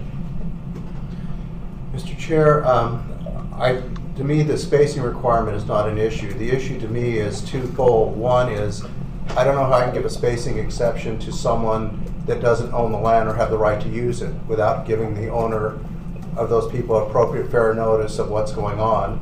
The other concern I have is, as you pointed out, there could be a common pool near the Ranger development. I would want to have some safeguards with regards to, it's not basically that there is some, that if there is a common pool there, that it's fair to both operators out there and how it's being used. It almost appears to me that we're asking us to master plan this area as a basin. I don't know if we have the authority as a commission to do that. I think that makes a lot of sense, but that's a process where you get every stakeholder out there and other agencies involved in here. But coming to basically giving them a blanket spacing exception on 500,000 acres when they only have control of 320,000, that's problematic to me. I might be inclined to approve it if this matter was continued and they came back with a map showing basically exactly where they are out there and doing that. And I think in the future when they apply to expand that, we've had this presentation. It makes sense. It should be a relatively routine matter coming before the board, but I have trouble giving somebody a blanket when I don't even know what the blanket looks like. What if we limited it to only land that they currently lease with, or currently have rights to, mineral rights to in this area, and that it's contingent upon them providing us with the maps showing where they have those? My concern is I don't have a map in front of me. I have no way of verifying it's in the red area that's there. I don't know if it's other things would be put in after the fact where we'd start the process over. I think what they're doing is sound. I think it's appropriate, but I don't believe they've submitted all the materials necessary to us to approve it. But I would certainly welcome an opportunity to continue the hearing to give them that opportunity. Perhaps maybe we need to ask for some legal advice from staff and our Attorney General on this. Well, would you? Do you have a question legally? Starting question would be, can I grant a spacing exception on land for someone that hasn't applied for it? I don't understand why not. I mean, if they're going to drill, they need the rights to drill from the other people anyway. You are kind of just creating a plan. People will be able to drill at 40-acre spots, whether these people are on the right or someone else does. Or that's what this application. Yeah. That's what this application is for. From a legal standpoint, you don't see any problem for that for the commission? You're just well, I'd like to go back to this initial. Dale, wait, we've got the AG's answer. I don't understand what the legal problem is, because they still can't drill unless they have the legal right to drill, and that's something in addition to what we're deciding here. We're just deciding where a drill could be made by them or by anyone else within this area. Yeah. My concern is this: I could be part of the Navajo tribe. I could be a private landowner out there. You've now basically had a hearing, giving someone the right for spacing exemptions on my property that I haven't agreed to. Albeit, it makes a lot of sense to do it that way, but I believe I have the right to have some notice before you do something that affects my land without me, without giving me at least due process of hearing. That's a concern, and if it's not a concern, maybe discussion in public isn't the appropriate place to do it. But that's the problem I have, that I'm having trouble working my way around. Let me add to that question. I have that same concern, except it is my understanding that that is not a problem, because before any drilling actually occurs, they would have to come back before us and show those very things to us to get the permit to be drilled. Is that, where are we on that?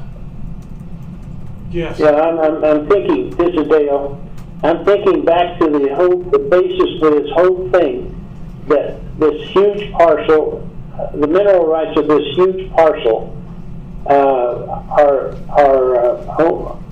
owned somehow by prize. Now, I still have a question. I'm wondering about how in the world that ever happened. But I understand railroad issues and things like that. But I like the idea that we might proceed on this request if the acreage would be limited to that is already under leasehold to prize, and leave in abeyance the rest of the other 500,000 acres that they don't yet control. So I would want to modify an approval to limit it to that acreage that is already under lease to Prize Energy. One thing I would request that you consider on top of that, I mean, I think that's close to, that's a compromise we could come close to, but I think you have an appreciation for having a little bit of a boundary, like a 1 mile rim around your acreage, so that if you choose to make and drill, the section you own, you want to go and get, talk to the leaseholder a mile around you. So you're going to drill this, you want to go and lease right next to them. You don't have to come back and get a permit. So usually you like to have a little bit of a buffer to not just going, right up to the edge of your acreage, but so that you could go out and go and acquire more leases and develop within your own drill area. Yeah. So I would request that we would make a 1 mile rim. We submit a map. It has a 1 mile rim around all of our acreage, and that you would consider it within that. I mean, the bottom line is we're not going to drill on acreage that we don't own. Right, or don't have a lease. Let me stop you there. Yeah, I still like, to get the AG's opinion on this, what we've been talking about. Well, what are you talking? What are you? Here's what we're talking bouncing around here. Let's just put it this way. We're not going to submit a permit if we don't own the land. Well, the question I have, and I confess I'm not an oil and gas specialist.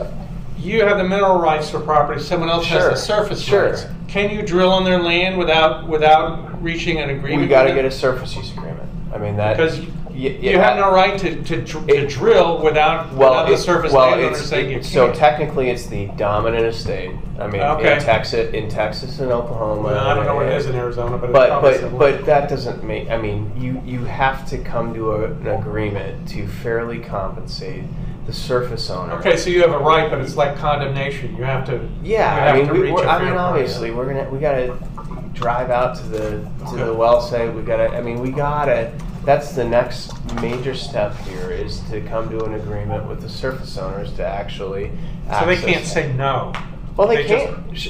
They can. But then you're going to win, like the government will win when they want to. Yeah, but no one wants that. We would not do that. I mean, that doesn't. I'm just saying. Anyone owning the surface rights knows that's the deal. If they own the surface rights and someone else. Sure. But I mean, let me stop everybody for a moment. I think we're two things. One, somebody could angle drill from land they already have the surface rights on under the other. Yeah. And we've got two issues, and I really don't see them as a problem. The first one is I'm all for granting it for the whole area, simply because whether they have the lease hold or not, whether they have the mineral rights or not within this area, for anyone, whether it's them or somebody else, to come back and drill in this area, they have to demonstrate that they have a proper lease. They on the surface to come in. They have to demonstrate they have the mineral rights. They have to demonstrate that they have talked to the other property owners around the area before we will even give them a permit to drill. Right. All we're talking about is the spacing exceptions for this particular area. Does the AG's office have an issue with that? And if so, what is it? Not legally, but Mr. Cooper raised a point that there is some I don't know if it's legal, but I understand there's some expectation that that landowners outside of the people there where they own the lease might not be expecting every 40-acre wells somewhere near them as opposed to 640 acres, which is what the current thing is? Is that your concern there? My concern is basically notice to individuals out there that basically we may be putting, we may basically be spacing wells out there. I never saw it, heard it coming or anything, and somebody put it on my land and they had no legal right or my permission to allow it to occur. And again, it's probably the right thing and the smart thing to do, but one of the sticks, the bundle of sticks of property rights, is you have the right to do a dumb thing with your land as long as you don't hurt your neighbor. In this case, I agree completely with that statement, except in this case, they still have to come back for us with all that information before we will allow them to drill. And even with this exception, they still have to come back to us on any drilling they do anywhere. And if they don't show us that information at the time they come, we're not going to let them drill. And any landowner who has the surface rights, you have to make an accommodation. Oh, absolutely. Whatever your drill spacing is. Yeah, I mean... So if they're putting in more wells and they object to that, something has to be done about that. Absolutely. We do that all over Texas, all over Oklahoma, everywhere that's just the way we operate. I would deny this if they didn't have to if they didn't have to come back for us. Anybody that's drilling didn't have to get the permission. Didn't get the permission from the landowner, didn't have the rights, I would deny any drilling. But since this is, they do have to come back for us, I don't see any reason to not rule in this area on this. You have the authority to do this, and I'm not thinking of a legal reason why you cannot do it. Because you're allowed to alter the spatial based on presentations as to geological reasoning for it. Commissioner? Yeah, I could, this is just kind of where my thinking is at the minute, which might change, but I could almost see that you set aside Ranger, both the purple and the red, call it a special Shinnerup development area, where only within the Shinnerup you could drill 40-acre spacing, and that's not giving a prize to anybody. That's just saying geologically within this area, anybody in it, they've got the okay for the Shinnerup for 40-acre spacings, but if they want to, they have to jump through all the other hoops to actually drill it, which includes coming to an accord with the surface landowner. And they obviously can't drill if they don't have the mineral rights. So I could almost see calling it some name like Shinnerup Development Area, which is actually a common. Whoever's in there. That's a common thing across Texas and Oklahoma, where you have a development area that field. It's called field. Yeah, you have a field rule. You have field rules that are modified within a certain section of land based on mitigating factors, whether it's you want to change your spacing or you have. I'm looking at it as a geologist, so you're going to provide the however. And then and how quickly it has to be developed and things of that nature. It's very common. Is this a 107E application? That's what I took it to. Yeah, it's based on one. I don't have There are no applications to drill with this. It says F on the notice. Yeah. I have a comment, please. Go ahead, Commissioner Nation.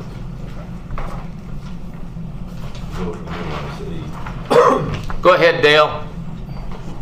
I'm of the opinion that this plan really does include an overall development plan for resources that the state of Arizona needs to encourage development.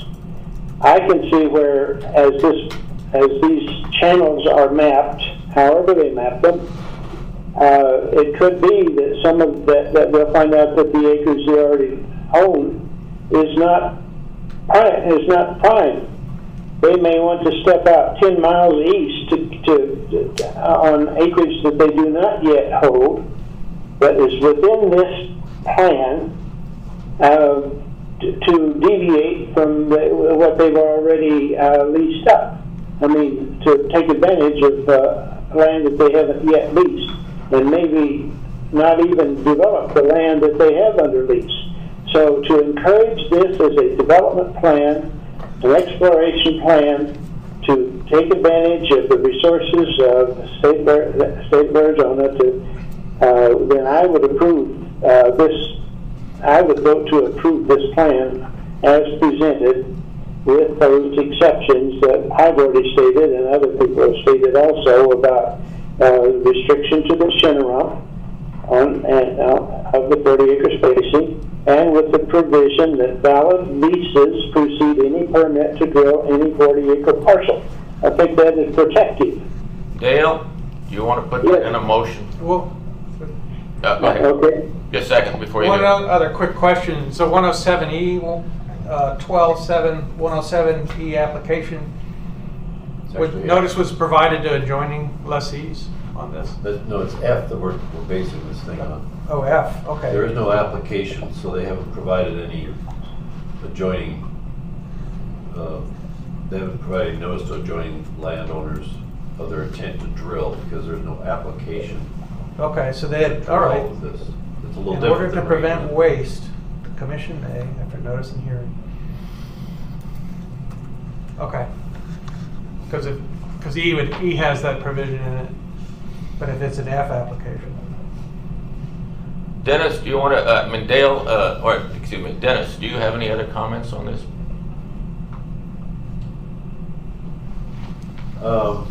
Okay, so I'm going to write as tightly worded of a letter explaining the provisions based on all the discussion that I'll send to Prize Energy. But I think this is an unusual situation enough that I'm going to send a draft to all the commissioners for review to make sure that I captured all the points. So you can expect an email from me with that attachment as a draft sometime down the road. Normally, it's just a dialogue I may have with the attorney if I need like a sanity check, but I want all the commissioners to weigh in and the attorney. Make sure that this is worded correctly and that it reflects all the concerns and approvals precisely. So just expect that in an email from me. Commissioner Nations, do you want to make that, what's your statement, into a motion? Yes, if I need to restate it, I will. Please do. I move to approve the request of Prize Energy for 40-acre spacing to be restricted only to Shinneramp development drilling, with the provision that valid leases precede any permit to drill any 40-acre parcel. Does any of the other commissioners have any Yeah, amendments to that? that motion, I don't think states precisely what land we're applying it to. Are we applying it only to Prize? Or are we applying it to everything in the red? Because we've already done that to basically to everything in the purple. We'd be applying it to everything in the Shinneramp. Everything in the Shinneramp. Is that, Dale, are you fine with making that specification that we're applying this to the area outlined in red on the map?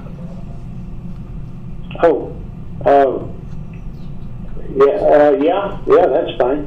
Okay. That's obvious, I think.